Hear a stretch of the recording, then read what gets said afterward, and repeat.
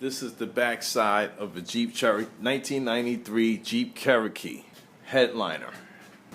This was done with vinyl, and I also used extra strength liquid nail. And putting that on there gave it an extra stick after taking all the sand and all the glue and everything off of it.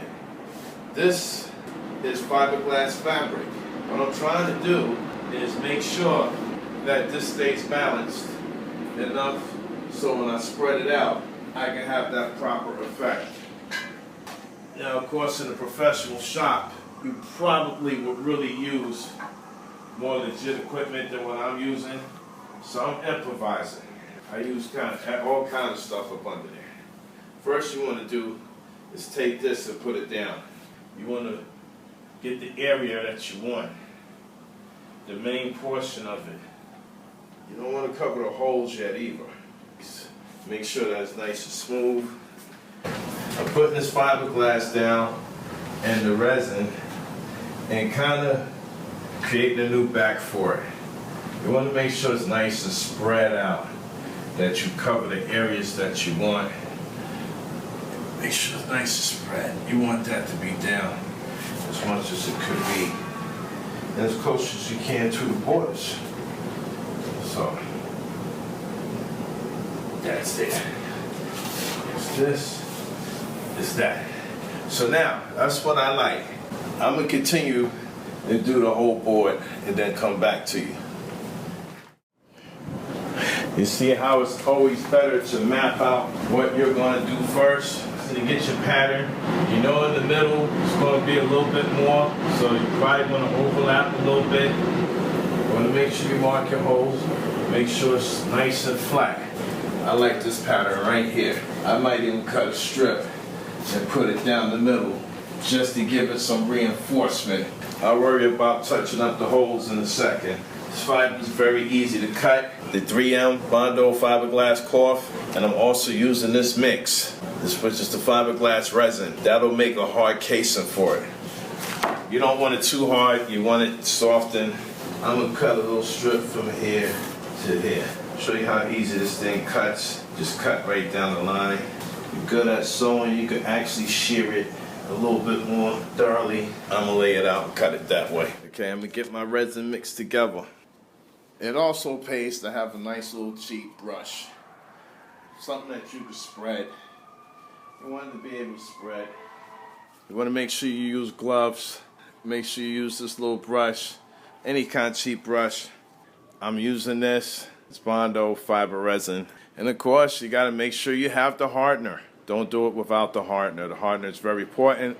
You don't want to over harden it because it'll make it hard like a surfboard. You just want it to permeate through the cloth and attach to the material that is there. 10 drops per capful. I'm gonna mix this now. This right here is the cap. It's a great measuring device that they did. I think BONDO did a good job doing that. So at least a novice can know what he's doing. How many people's actually able to measure 20 ounces like that? Okay, so we're gonna put this in.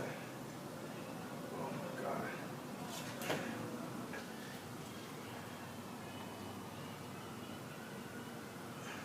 13. Okay, I put a little bit more in there just to play it on the safe side. So now it tells you you gotta stir it up. You know, so you just want to stir it up to coagulate a little bit better. I put a little extra because I want to make sure. See, we got our thing outlined. Nice dry night. And a little bit humid, but it's warm. Nice little light coats.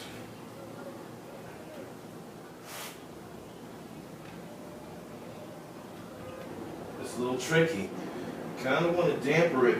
I would suggest long strokes at first. Very long strokes. You want it to saturate. As you can see, the resin is applied on, nice and surfaced with the hardener. I'm missing a few spots.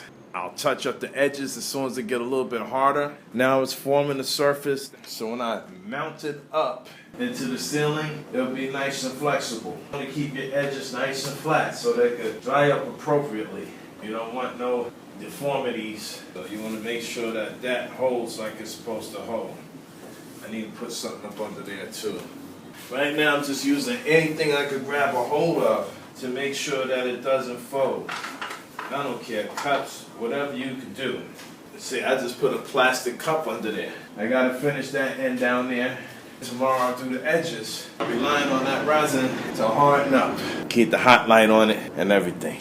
You see how nice it came out? That should harden nicely. You gotta try to keep it balanced. I even did the holes, recreated the holes as you can see here. And as you can see right there, I encapsulated the holes. So hopefully that'll hold.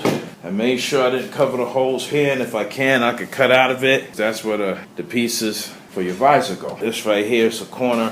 Couldn't save that, actually lost the paste.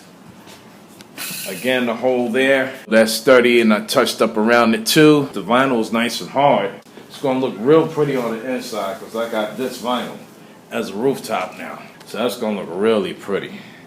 It's gonna look nice. Just let it dry. What I noticed is that my holes are a little bit worn. So what I'm doing is reinforcing it with duct tape and using cardboard like this so I can reinforce the holes. What I'm gonna do is place it over the holes like that so the holes will be nice and sturdy when it goes in. Put a hole in the other side of the cloth so that you can see exactly where the hole belongs, and then you cut a nice little piece out to reinforce it so that it fit. I did this right here. See how that's reinforced? That's the cardboard. I also tacked it over here too, in which, of course, the humidity is making it a little bit harder to lay down, but that's okay. A little extra glue and some contact paper will make that go. You see? Now, right here, this is one of the holes. You see how I reinforced that right there? So all I gotta do is just take this piece and put it right there. And then I indicate a little incision right there to indicate where the hole is. But at least I know that when I put it in, it'll slide into the slot. Even if you have to widen the bracket a little bit. It's always good to flex this. You see how I'm flexing this? You kind of want to mold it to the shape. Very easy. Nice thick piece of cardboard. You lay it over that. You can lose glue, but I'm quite sure once it starts holding with the duct tape, that will be sufficient. Like I did over there. And then you tape the borders so that the borders, right now these borders on tape, you see how it is? That could come apart. So you tape the border to keep any leakage of water or anything from getting inside of it and eroding it. I'm going to come back to you as soon as I finish putting this here. Okay? Now, a smart thing to remember, indicate your holes. See how I put a hole here? I know when I place this there, that hole is going to be there.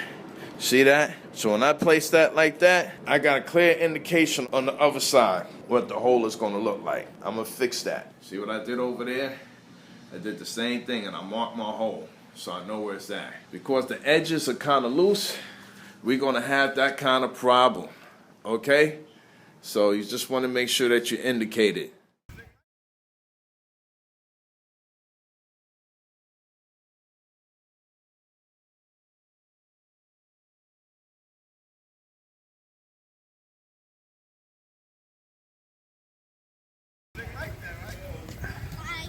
It's kind of like a flip-flop, but it's not.